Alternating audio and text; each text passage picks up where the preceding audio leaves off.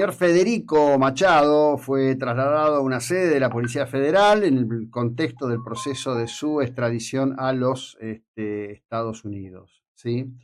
Después veremos cómo sigue este tema, que me parece que va a tener más cuestiones, más repercusiones. Está en línea desde Israel la periodista uruguayo-israelí Hanna Beris. Hanna, buen día, ¿cómo estás? Hola, buenos días, ya casi buenas tardes aquí. Casi buenas tardes para ustedes. Bueno, Me alguna... disculpo que hay un poco de ruido de fondo. No pasa Traté de nada. alejarme, no alcancé a ver la transmisión. Espero que No, oigan no, no, bien. te estamos escuchando bien, te estamos escuchando perfecto. Muy bien. Casi parece que estuviera sentada acá en la mesa hablando conmigo.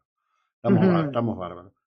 Hanna, ¿cómo ha evolucionado el día de hoy? Bueno, ayer fue, por supuesto, un día enorme, tremendo, infinitamente doloroso. 2 años de la masacre del pogromo perpetrado por Hamas en Israel y en paralelo con ello la apertura esta que hace otra vez vivir la esperanza de que los secuestrados vuelvan, tanto aquellos que aún están con vida como aquellos que sus cuerpos no se sabe exactamente en dónde están, ¿no?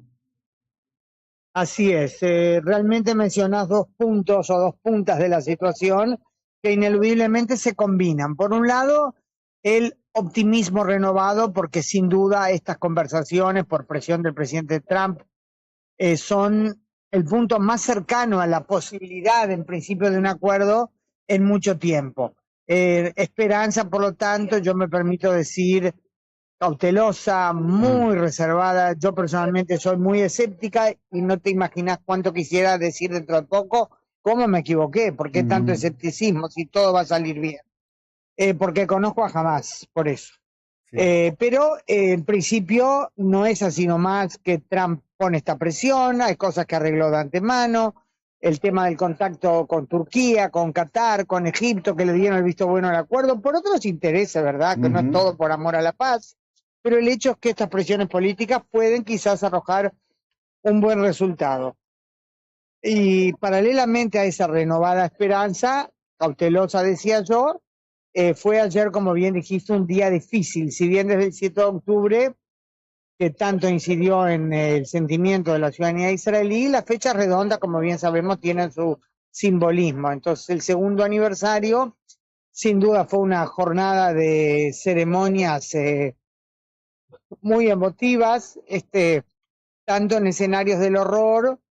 Hoy mismo también hay otras ceremonias, eh, como la ceremonia central, que es lo que se llamó el acto nacional, que es Ujú. convocado y organizado por familias así se dice, del 7 de octubre, que lo hicieron en el parque más grande de Tel Aviv, sin intervención del gobierno. Es algo a Ujú. propósito, ¿no? Claro, No es que el claro, gobierno dijo no queremos, las familias no querían, ¿no? claro, claro, claro. Este, mm, Fue algo muy emotivo, tanto por las palabras que se dijeron, por las canciones, los artistas que intervinieron.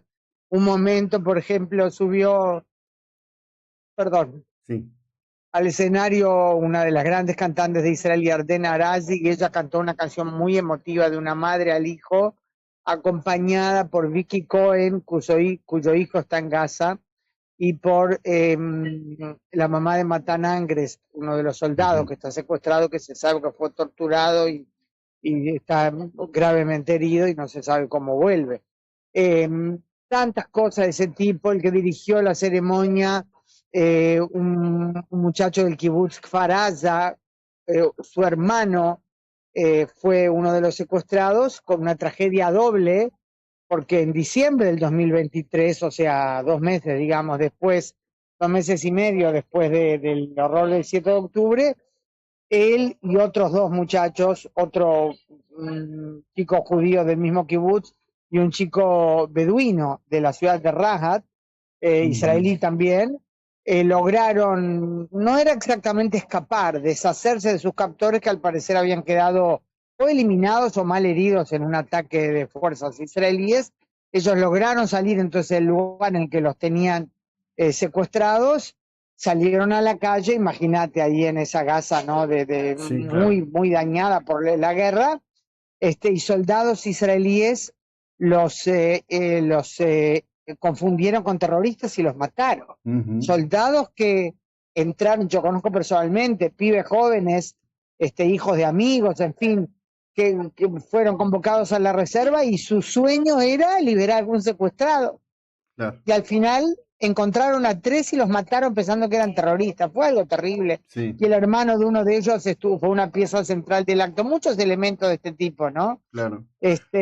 Bueno, hay mil cosas para Claro, comentar, por pero supuesto. decime vos. Te quiero preguntar específicamente, evidentemente, desde la creación del Estado de Israel, donde desde la hora del inicio de la creación del Estado de Israel, las naciones circundantes todas siempre se plantearon Palestina del río hasta el mar, que esto es la eliminación completa del Estado de Israel y probablemente en estas cabezas enfermas alguna suerte de pogromo infernal que uno no puede ni siquiera plantearse. Israel se encuentra en una posición internacional absolutamente delicada. Evidentemente la izquierda ha colusionado con el financiamiento islamita, la movilización ayer en buena parte de Europa, también en Ciudad de Estados Unidos, con banderas. Yo ya me refiero a banderas de Hamás, ya no digo banderas palestinas, banderas de Hamás, ha sido una cuestión global. ¿Hay alguna simiente de debate de cómo será? Porque algún día va a haber un día después, no sabemos cuándo, Dios quiera que sea hoy, pero algún día va a haber un día después. Mira, estás mencionando elementos muy importantes y yo te digo en forma muy valiente, porque no todos osan decir, tampoco de nuestros colegas, ¿verdad? La verdad, aunque teníamos que estar abocados a eso. Primero, creo que es imperioso, a raíz del término que usaste, Palestina del río hasta el mar, hay que hacer una aclaración que es una mezcla de semántica y de historia. Cuando uno oye aparte del hecho que esa frase, si uno mira el mapa, ¿qué quiere decir? Porque muchos repiten, no tienen idea de qué río estás hablando y de qué mar. El río es el río Jordán y el mar es el mar Mediterráneo. ¿Qué hay en el medio? Está el territorio soberano de Israel y están los territorios que es verdad que no son parte integral del Israel soberano, son territorios en disputa que por supuesto este gobierno piensa que debe ser parte integral del Estado, me refiero a Judea y Samaria en los términos bíblicos judíos, que todo el mundo conoce como Cisjordania, y que los palestinos dicen tienen que ser parte de su Estado independiente. El tema es que ¿por qué confunde? Primero que nada, si uno mira ese mapa, lo que quieren es Palestina del río hasta el mar, quiere decir erradicar a Israel, porque entre el río y el mar está el Estado soberano de Israel. Ahora, ¿por qué digo hay que aclarar la semántica combinada con la historia? Porque el que oye esa frase, o siempre que los palestinos usan el término, ¿verdad?, de liberar Palestina, dan a entender, y a veces lo dicen explícitamente, que tuvieron un Estado independiente y los judíos se lo robaron. Pero en los hechos nunca hubo un Estado palestino independiente. Hubo aquí siempre, o sea, hubo un reino hebreo en la época de la Biblia, ¿verdad?, en la antigüedad. Después hubo muchas ocupaciones foráneas y cuando países islámicos o imperios islámicos como el Imperio Otomano tuvieron el control de esta tierra, nunca crearon un Estado palestino o un Estado de lo que hoy se llamaría palestino, ¿verdad? Árabe palestino.